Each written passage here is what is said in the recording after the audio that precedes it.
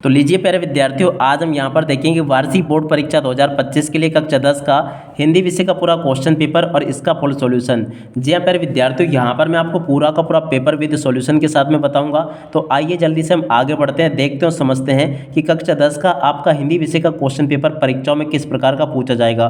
देखिएगा प्यारे विद्यार्थियों, कक्षा 10वीं के लिए मैं आपको लगातार वीडियो उपलब्ध करवा रहा हूँ, जिसमें कि मैं आपको मॉडल क्वेश्चन पेपर हल करवा रहा हूँ। और देखिएगा प्यारे विद्यार्थियों, अगर आप लोग मेरे द्वारा दिए गए 4 मॉडल क्वेश्चन पेपर भी लगा लेते हो ना, तो पूरा का पूरा क्वेश्चन पेपर आपका उसी में से फंसेगा, एक भी क्वेश्चन आपका उसमें से बाहर नहीं जाएगा। जी हाँ प्यारे विद्यार्थियों, यहाँ पर मैं आपको जो सेट बता रहा हूँ ना, ये सेट सी है और सेट ए और बी में पहले अपलोड कर चुका हूँ, जिनकी लिंक डिस्क्रिप्शन बॉक्स में दे रखी है। तो उसके ऊपर क्लिक करके आप लोग उन वीडियो को जरूर देख लेना। और अगर आप लोग चारों सेट पेपर को अच्छे से लगा लेते हो ना, सेट ए को, बी को, सी को और डी को, तो पूरा का पूरा क्वेश्चन पेपर आपका उसी में से फंसेगा, एक भी क्वेश्चन आपका उसमें से बाहर नहीं जाएगा। अब चलो जल्दी से हम आगे बढ़ते हैं, देखते हैं, समझते हैं कि वार्षिक बोर्ड परीक्षा 2025 के लिए कक्षा 10 का आपका हिंदी विषय का पेपर परीक्षाओं में किस प्रकार का आपको देखने को मिलेगा। तो देखो, इस प्रकार का पूरा पेपर होगा और चारों सेट में आप सबके लिए उपलब्ध करवा रहा हूँ। चारों सेटों को आप लोग अच्छे से देख ले और पूरा का पूरा समझ ले। और देखो, ये यहाँ पर आपको निर्देश दिए जाएंगे, इसी प्रकार का पूरा पेपर होगा। अब चलो जल्दी से हम आगे बढ़ते हैं, समझते हैं आपके पूरे पेपर को और इस पेपर के पूरे सॉल्यूशन को, ताकि आपको प्यारे विद्यार्थी पूरा का पूरा पेपर अच्छे प्रकार से समझ में आ सके और आप सब लोग अपनी परीक्षाओं में टॉप कर सके। तो देखिएगा प्यारे विद्यार्थी, इस प्रकार का पेपर आपको परीक्षाओं में देखने को मिलेगा।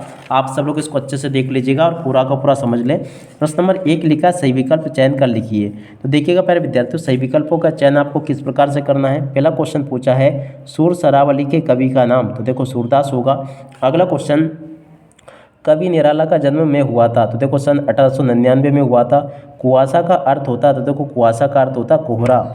और उसके बाद में देखो अगला क्वेश्चन, प्रगतिवादी कवि है, तो देखो प्रगतिवादी कवि कौन है, मुक्तिबोध। और उसके बाद में देखो अगला क्वेश्चन, नेताजी की प्रतिमा की ऊंचाई थी, तो देखो यहाँ से आपको लिख देना 2 फुट।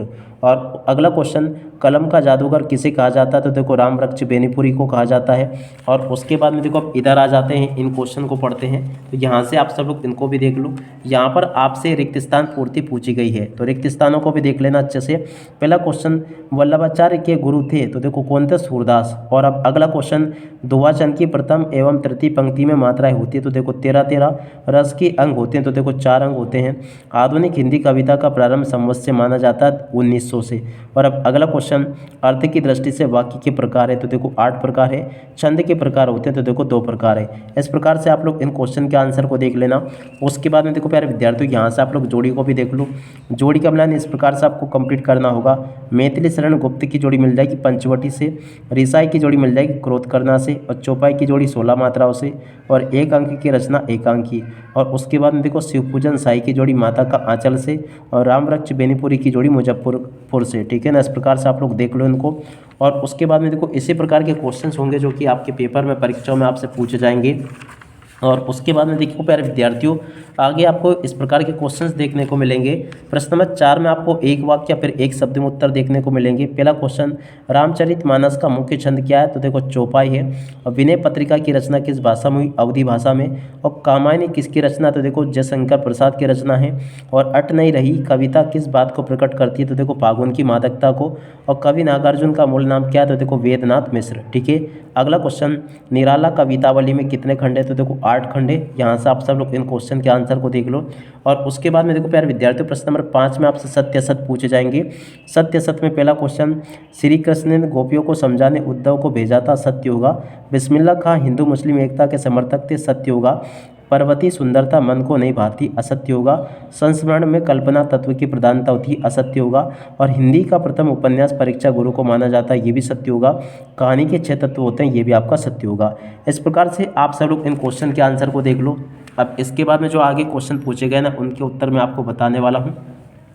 प्रश्न नंबर 6 पूछा है, कवि नागार्जुन की 2 रचनाओं के नाम, तो देखो यहाँ से आप लोग नागार्जुन की रचनाएं लिख ले, युगधारा, सतरंगी पंखे वाली, और खून और शोले। ठीक है, और उसके बाद में देखो अगला क्वेश्चन, प्रश्न नंबर 6 का अतवाला, नई कविता की 2 विशेषताएं, तो देखो प्यारे विद्यार्थियों, नई कविता की 2 विशेषताएं यहाँ से देख कर लिख दो। क्या लिखिए, काव्यबोध, क्षण का महत्व और बुद्धिमत्ता। और उसके बाद में यहाँ से आप लोग देख लेना इनको। और उसके बाद में देखो प्यारे विद्यार्थियों, प्रश्न नंबर 7, कवि सूरदास अथवा तुलसीदास जी की काव्यगत विशेषता आपको बतानी है। देखिए देखिएगा प्यारे विद्यार्थियों, सूरदास और तुलसीदास की काव्यगत विशेषता यहाँ से देखकर लिख दो। जीवन परिचय, देखो यहाँ पे आपको जीवन परिचय लिखना है एक तरह से, ठीक है। तो जीवन परिचय वाला पॉइंट ये लिखा है, और उसके बाद में देखो दो रचनाएं ये लिखी है, और भाव पक्ष ये लिखा है, और कला पक्ष ये दिया गया है। इस प्रकार से आप लोग देख कर लिख देना। और इसके बाद में देखो हिंदी साहित्य में स्थान ये दिया गया है, इस प्रकार से देख देना।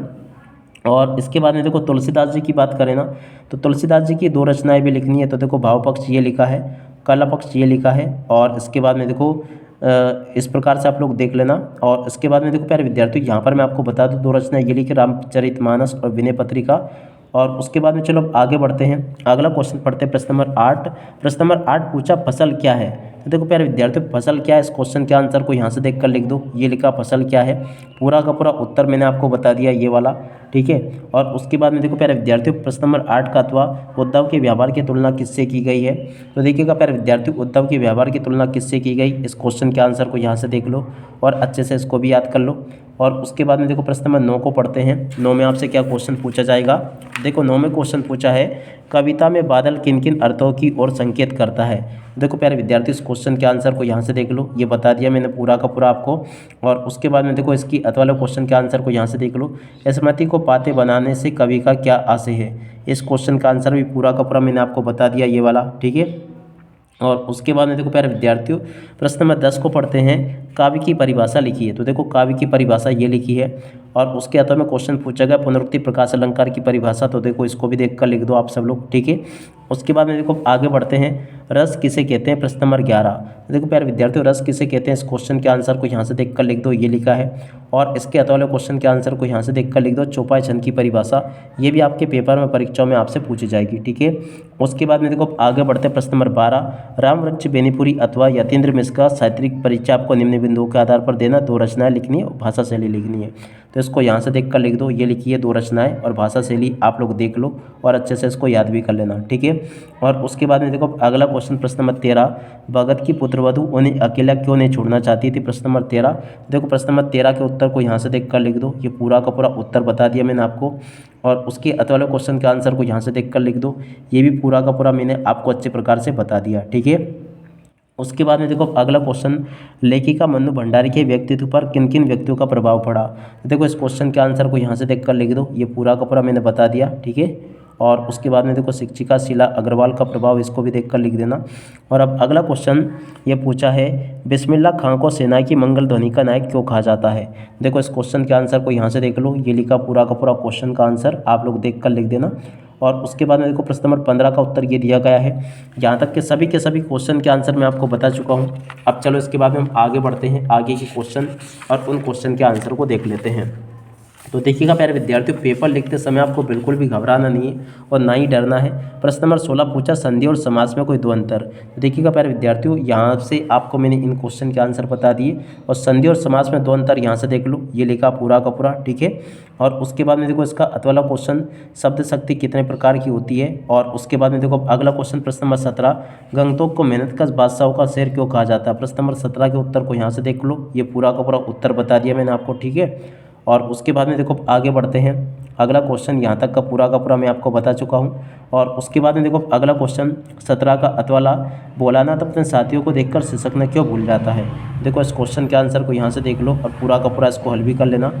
और उसके बाद में देखो अगला क्वेश्चन पढ़ते हैं, प्रश्न नंबर 18, निम्नलिखित पद्यांश की सप्रसंग व्याख्या कीजिए। अट नहीं रही है, पूरा का पूरा आपके पेपर में ये इसका संदर्भ प्रसंग सहित व्याख्या आपसे पूछी जाएगी। तो देखो इसका संदर्भ ये होगा, और उसके बाद में देखो प्रसंग इसका ये आ जाएगा, और उसके बाद में देखो व्याख्या इसकी ये होगी, ठीक है। इस प्रकार से देख लो आप सब लोग और अच्छे से हल भी कर लेना इसको। और उसके बाद में देखो अगला क्वेश्चन जो कि इसका अतवाला है, देखो अतवाले क्वेश्चन के आंसर को यहाँ से देख लो, संदर्भ ये लिखा है। और उसके बाद में देखो प्रसंग ये दिया गया, प्रसंग को भी आप लोग देख लेना, पूरा का पूरा बता दिया मैंने आपको यहाँ तक का, ये प्रसंग लिखा है और विशेष ये लिखा है, ठीक है। और उसके बाद में देखो प्यारे विद्यार्थियों आगे बढ़ते हैं, आगे के क्वेश्चन और उन क्वेश्चन के आंसर को देखते हैं।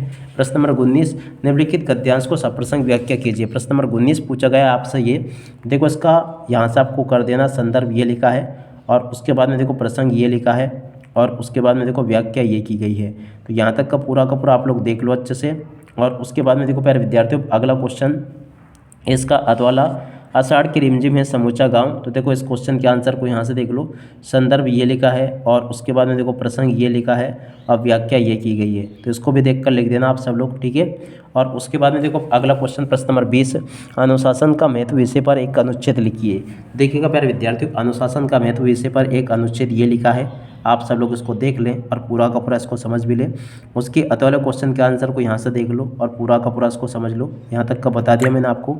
अब उसके बाद में देखो प्यारे विद्यार्थियों 21वां क्वेश्चन, निम्नलिखित अपठित गद्यांश अथवा काव्यांश को पढ़कर नीचे दिए गए प्रश्नों के उत्तर आपको लिखने हैं, ठीक है ना। ये अपठित गद्यांश होते हैं, इनमें आपको ज़्यादा याद करने की ज़रूरत नहीं है क्योंकि ये हर बार चेंज होकर आते हैं। आप लोगों को क्या करना है, छोड़कर नहीं आना है। 21वां क्वेश्चन आपको क्या करना है, 3 क्वेश्चन पूछे जाएंगे इसमें से और आपको क्या करना है, इन्हीं में से पढ़ कर इन क्वेश्चन के आंसर आपको देखकर लिखने होंगे। कैसे, चलो मैं आपको बताता हूँ।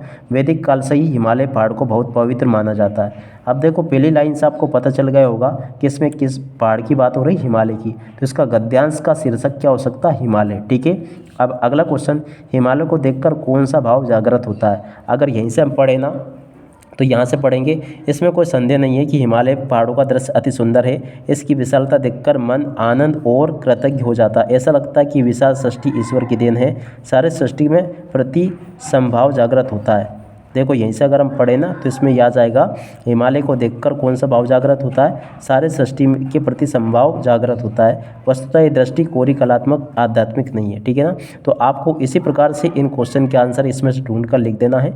और सारांश की अगर बात करें ना तो जैसे यहाँ पर आपको 1 2 3 4 लाइनें दी गई हैं, तो 3 लाइनें 2.5 लाइनों में आप लोग इसका सारांश लिख सकते हो समझ के। ऐसा कैसा ही भी लिख कर आ सकते हो, कोई दिक्कत नहीं, ठीक है ना।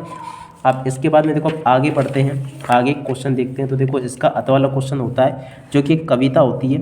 ये पद्यांश जो होता है ना, काव्यांश, ये थोड़ा कठिन होता है तो इसको छोड़ देना और गद्यांश को आप लोग हल कर देना, ठीक है। उसके बाद में देखो प्रश्न नंबर 22 की बात करते हैं। प्रश्न नंबर 22 में आपका क्वेश्चन आया है, अपने जिले के जिलाधीश महोदय को परीक्षा काल में हो रहे ध्वनि विस्तारक यंत्रों पर रोक लगाने हेतु एक आवेदन पत्र आपको लिखना है, ठीक है। तो चलो मैं आपको ये आवेदन पत्र भी बता देता हूँ ताकि आप सब लोग अपनी परीक्षाओं में इसको लिख कर आ सकें, ठीक है। तो देखो यहाँ से आप सब लोग आवेदन पत्र को इस प्रकार से देख लो। ये इस प्रकार से आपको आवेदन पत्र लिखना होगा पूरा का पूरा। आप लोग देख लो इसको और अच्छे से हल भी कर लेना इसको। यहाँ तक का बता दिया मैंने आपको। और उसके बाद में देखो प्रश्न नंबर 23 जो होगा ना, उसमें आपसे निम्नलिखित विषय में से किसी एक विषय पर आपसे निबंध पूछा जाएगा। तो देखो प्यारे विद्यार्थियों, निबंध आप लोग अपने हिसाब से तैयार कर लेना। वैसे देखो यहाँ से जो निबंध बताए ना, आप सब लोग इनमें से किसी भी एक विषय के ऊपर, जैसे कि विज्ञान वाला निबंध तैयार कर लेना, ये बिल्कुल आपके पेपर में आएगा। अब इसी के साथ में प्यारे विद्यार्थियों इस वीडियो को यहीं पर पूरा करते हैं। नमस्कार, जय हिंद, जय भारत।